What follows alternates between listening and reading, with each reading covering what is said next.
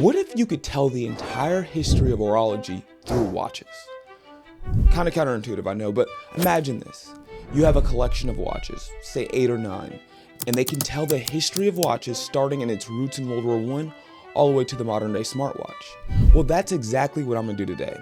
And what makes this even more special is every single watch that I'm gonna mention are all still purchasable. So this isn't some list of legendary watches that we can't see or only the biggest collectors can buy.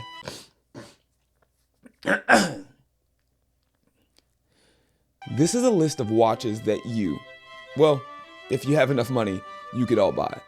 I'll have a wide range of prices from down to, a couple $100 up to several thousand. But in this list, you'll be able to tell the entire span of horological history just using watches. Now let's go into what chapters we'll be talking about today. This story will be broken down into 8 chapters. The dawn of wristwatches, the first pilot's watch, the birth of the dive watch, the tool watch era, the quartz revolution, the luxury sports watch revolution, revival of mechanical watches, and the smartwatch revolution. As always, I got timestamps down below in case you want to watch the story out of order, but unlike you, YouTube algorithm is pretty straightforward. They like when you get likes and comments, so if you're going to jump around, just make sure you do that so the watch time isn't completely messed up. Because you like the video, right? Right? Alright, anyway, let's go into chapter 1, the dawn of wristwatches. To talk about the beginning of wristwatches, we're going to start with the Longines heritage military. See, at the turn of the 20th century, pocket watches were the norm, but the demands of modern warfare changed everything, and the Longines heritage military is a faithful reissue of their World War I era. See, the military watch represents the pivotal shift. See, soldiers needed quick hands-free access to time, and the wristwatch was the answer. Prior to the advent of the wristwatch, men actually just wore pocket watches because men had pockets. However, in trench warfare, that all changed because this was the first time in warfare that the artillery barrage would go creep right in front of the troops, which required very precise timing. Now imagine you're in the trenches and you're trying to time, hey, I have a minute and 30 seconds before I need to move forward. This isn't convenient to pull something out of your pocket and take a look. And so that was when men started to put the pocket watches on their wrists. Another interesting thing is, before this, only women wore watches per se, and they were called wristlets. But after the war, the men who had fought in World War I brought back this custom of wearing a watch on their wrist, and it became a cultural icon, a cultural symbol. And I think that kind of also tells the story of not only how the military has affected watch culture, but how there's this interplay between what is cool and what is socially accepted, and how that pushes the watch experience forward. Now that we're going to leave the trenches, let's transition from the ground into the air.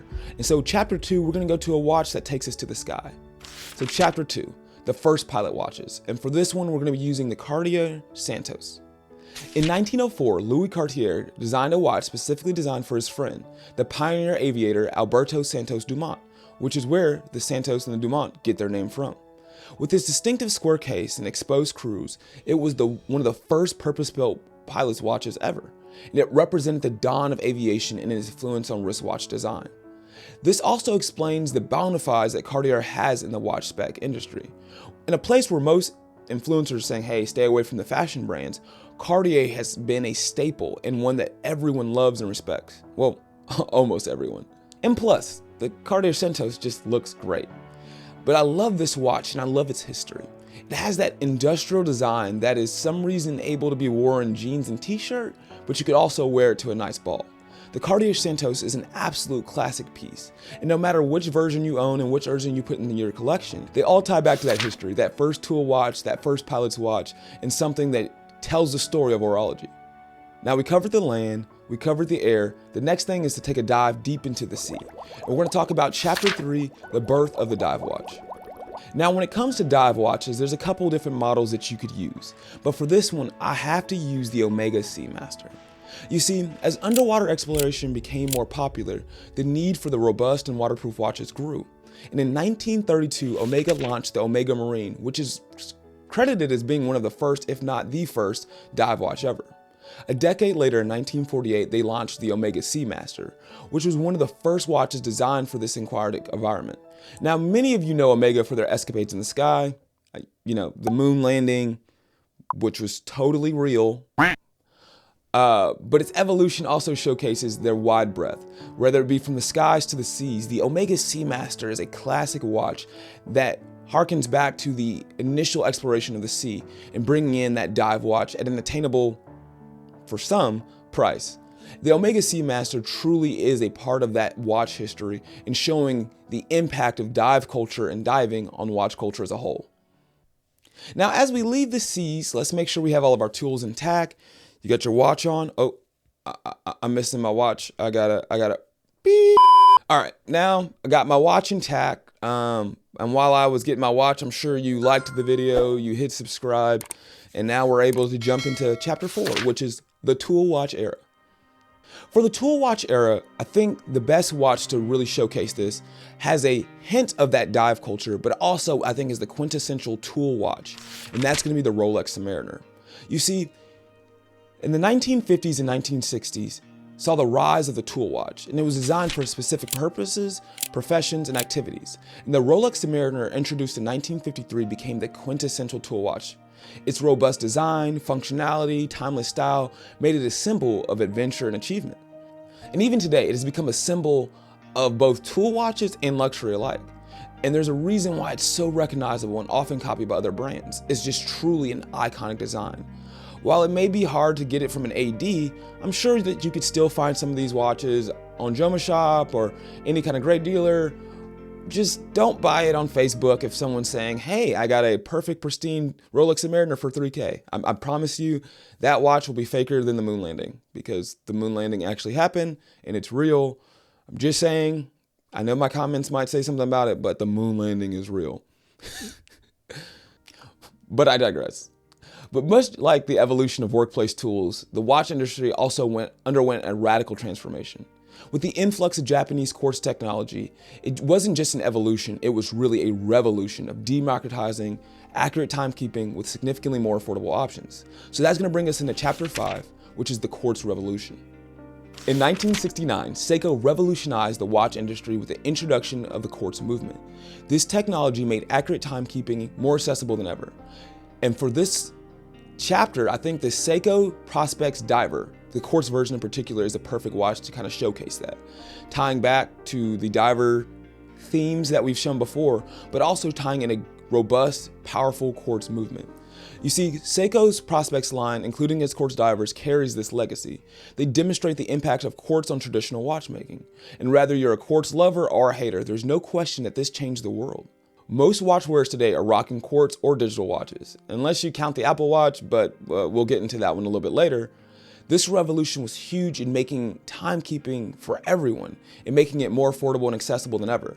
And as you can notice, this watch compared to the others is significantly cheaper. While it is not cheap, because budgets are relative to the $10,000 Submariner, getting something well under $1,000, and on the used probably even cheaper than that. This shows the impact that quartz had on the watch industry. You can get a phenomenal watch with phenomenal specs that is super accurate for a much more affordable price. Now, this revolution completely changed the watch industry. And with changes in the watch industry, it created a crisis. But crises can devastate industries, but they can also be a catalyst for change. You see, the quartz crisis brought an affordability to the watch industry, yet some brands defied this trend, and they started to chart their own course towards a high-end luxury. Now, the next chapter explores this counter-revolution. So for chapter 6, we're going to talk about the luxury sports watch revolution.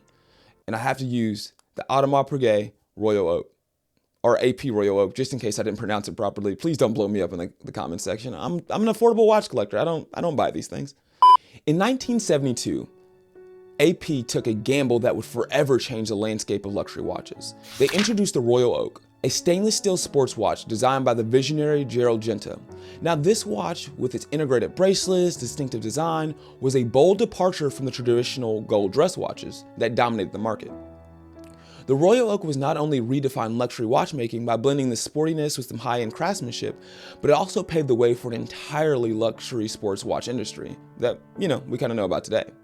And its influence can still be seen on countless watches decades later. This original design really hasn't changed that much over the course of the history.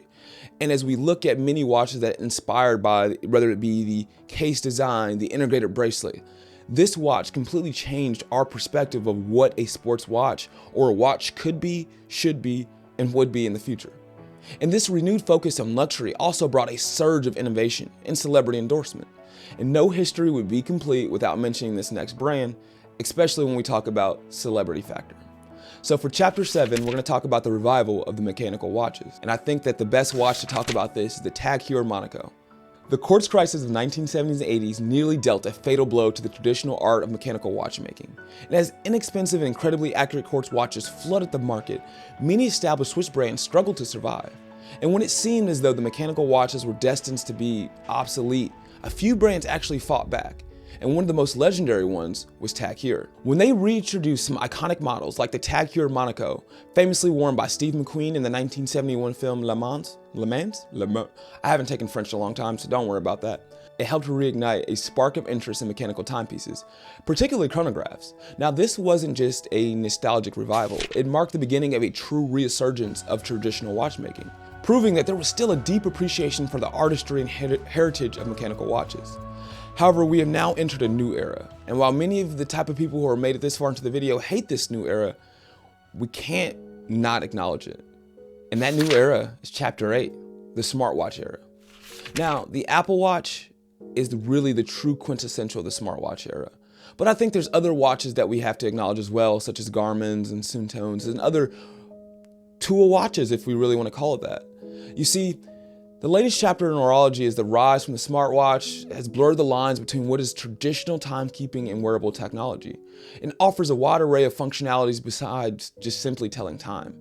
And as we look at this new era, in some ways it is frustrating for many of us because it's lost its roots. The beauty in the engineering, the beauty in the machinery, the beauty of wearing something on your wrist that is really hundreds and hundreds of years of technology boiled down to something so small. But if we're going to be open-minded, isn't this the next step? When we talk about a tool watch, in many ways, an Apple Watch is a tool for keeping time, for keeping calendars, for keeping what you need. And I know in some ways it's lost some of the romanticism. I have to admit that I own well over 150, probably 160 watches by now, right? But when it comes to the tool for me of running, there's nothing that really beats a Garmin. And so, yes, it doesn't have quite the romantic appeal, but in some ways, the smartwatch era is just a continual evolution of having watches that are tool-built, purpose-built. The same way that the Seamaster was used for divers, the same way that the GMT was created for pilots. Tool watches, they're just made in a different way now. I'm not sure what chapter 9 holds, but I have some couple guesses. For one, there'll still be time that needs to be measured, whether it be on your wrist or in a neural link in your brain. And there'll be debates about what is the best way to do it or what is the best company, whether it be Google's Neuralink, Apple's Neuralink, or maybe Rolex's digital watch, right? But that's not what's important. What's important is how you enjoy telling your time. And since you spent your time with me, I'm interested in how you think I did. What do you think about this collection? Is this something that you would own, Apple Watch included? Or is there some watches or eras that I completely skipped over that you think I should have added? Either way, please let me know in the comments down below. And lastly, did you like this series? Because I actually have a couple ideas. I actually have scripts written out to tell the history of different brands and countries based on the watches, whether it be the Japanese watch industry, German or Swiss, or maybe we talk about how digital watches have changed over time. I have a couple ideas, but only will do them if you guys think it's interesting. So let me know in the comments down below if you want this series to continue. But until next time, whether it's this series or the next, I just want you to believe in yourself, believe in God, and amazing things are going to happen. I hope that all of you guys are blessed moving ahead, and I hope to see you soon. God bless and peace.